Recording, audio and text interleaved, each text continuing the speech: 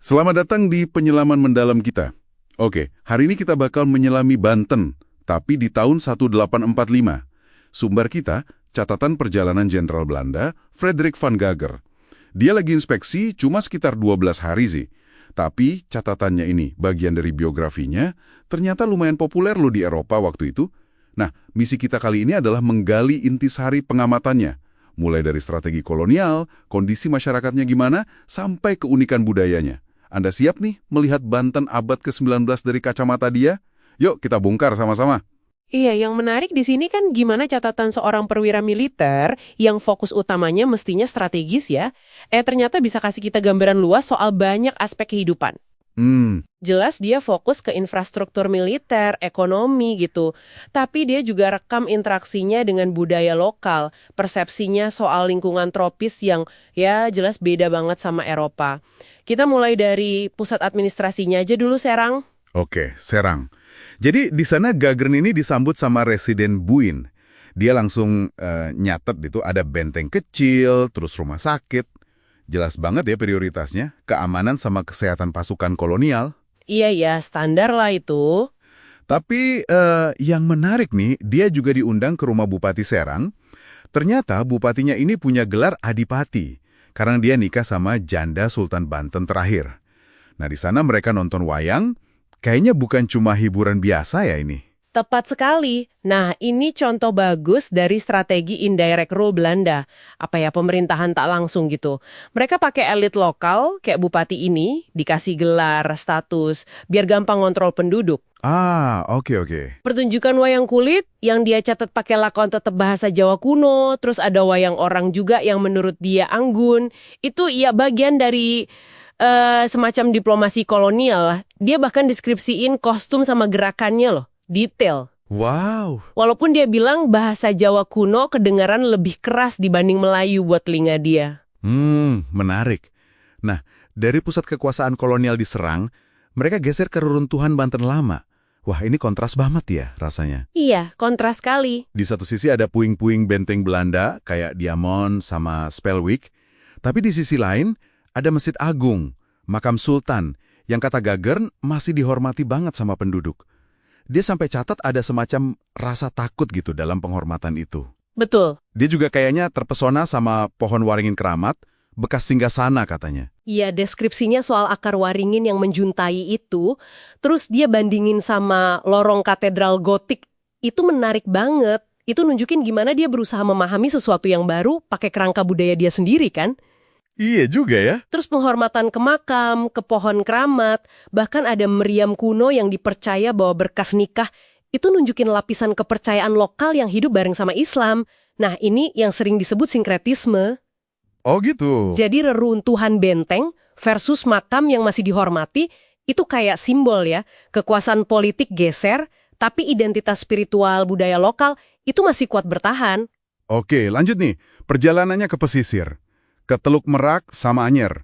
Fokusnya jelas balik lagi ke kontrol militer dan ekonomi, Selat Sunda. Strategis banget itu. Ada lagi reruntuhan benteng, tapi ini era Daendels. Terus ada benteng baru, Garnisun. Tapi dia juga nyatet kalau daerah ini terkenal tidak sehat. Makanya butuh saluran air bersih khusus. Ya, penyakit tropis ya. Malah ada cerita tragis, kapal Inggris kandas gara-gara arus kuat di situ. Kaptennya sampai meninggal katanya karena sedih kapalnya hilang. Terus ada selingan unik nih. Asisten residen di Anyer, namanya Helwig, ternyata dulunya apoteker sama pemain komedi. Hahaha, ya. Kondisi tidak sehat sama insiden kapal itu emang nunjukin tantangan besar buat orang Eropa di daerah tropis kan. Penyakit, terus bahaya laut. Betul. Nah, kontrol Selat Sunda ini vital banget secara strategis dan ekonomi. Terus figur kayak Helwig tadi, ya itu ngasih sentuhan manusiawi lah ya ke birokrasi kolonial yang mungkin kita bayangin kaku dan seragam. Ternyata ada orang dengan latar belakang macam-macam juga di sana. Iya, nggak nyangka. Nah, dari pesisir, Gagger ini masuk ke pedalaman. Bisa dibilang jantung ekonomi kolonial waktu itu ya. Bisa jadi tanaman komoditas kan di situ. Dia lihat pabrik nila atau indigo, terus kebun kopi. Tapi yang agak mengejutkan mungkin dia tuh kesannya positif banget sama proyek saluran irigasi baru. Katanya dibangun penduduk lokal dengan antusias. Oh ya? Iya, dia bahkan muji keterampilan mereka loh waktu gali kanal sepanjang 18 km itu.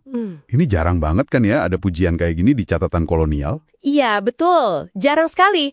Antusiasme warga soal saluran air itu mungkin nunjukin ada potensi manfaat timbal balik ya. Ya walau nggak setara pastinya, antara proyek kolonial sama kebutuhan lokal. Di sini kan buat irigasi sawah.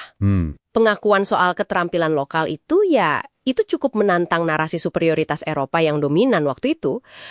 Terus pas dia di sana, ada gempa bumi. Oh, terus gimana? Nah, ini benturan pandangan dunia nih. Penduduk pada teriak, "Lindu!" Terus ada yang ngaitin gempa itu sama kedatangan dia. Sementara Geiger, ya mikirnya lebih ilmiah, mungkin gara-gara aktivitas Gunung Gede. Oke, beda banget ya cara ngelihatnya. Beda banget. Terus di pedalaman juga dia ngamatin budaya yang buat dia lebih asing lagi nih.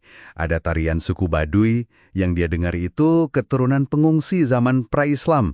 Musiknya dianggap monoton. Dinilai lagi ya. Iya, terus ada wayang rotan, semacam pertarungan pakai tongkat gitu antar desa yang menurut dia kasar. Balik ke Serang lagi, dia nonton main seninan, adu ketangkasan naik kuda para pejabat lokal.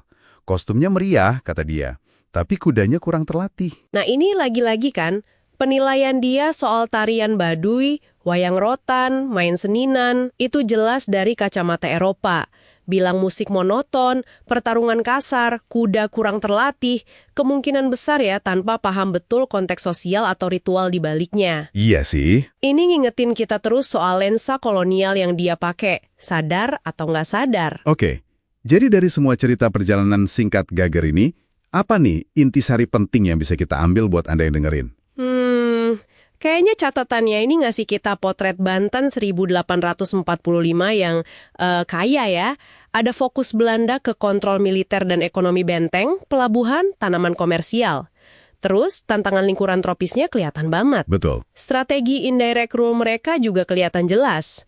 Dan yang penting juga, budaya lokalnya ternyata kuat banget dan beragam, bertahan di tengah tekanan kolonial. Iya, benar sekali. Kita lihat gimana seorang jenderal Eropa yang tugasnya strategis, tapi dia juga tertarik sama reruntuhan sejarah, sama ritual, seni pertunjukan, bahkan keindahan alam dan itu tadi, keterampilan teknis penduduk lokal. Meskipun, ya itu tadi, seringkali dia menilainya pakai lensanya sendiri. Tapi justru catatannya ini jadi bukti kompleksitas zaman kolonial. Bukan sekedar cerita hitam putih penjajah dan yang dijajah gitu. Ya, setuju. Nah, sebagai penutup nih, mungkin ini bisa jadi bahan renungan buat Anda. Gimana ya sebuah catatan inspeksi militer yang tujuan utamanya jelas buat ngawasin dan ngekontrol, malah secara nggak sengaja ikut merekam kehidupan, ketahanan budaya masyarakat yang dia amati. Pertanyaan bagus itu. Pelajaran apa lagi yang bisa kita gali kalau kita baca sumber-sumber sejarah kayak gini, tapi dengan cara baca yang sedikit melawan arus gitu? Coba Anda pikirkan. Sampai jumpa lagi di penyelaman mendalam berikutnya.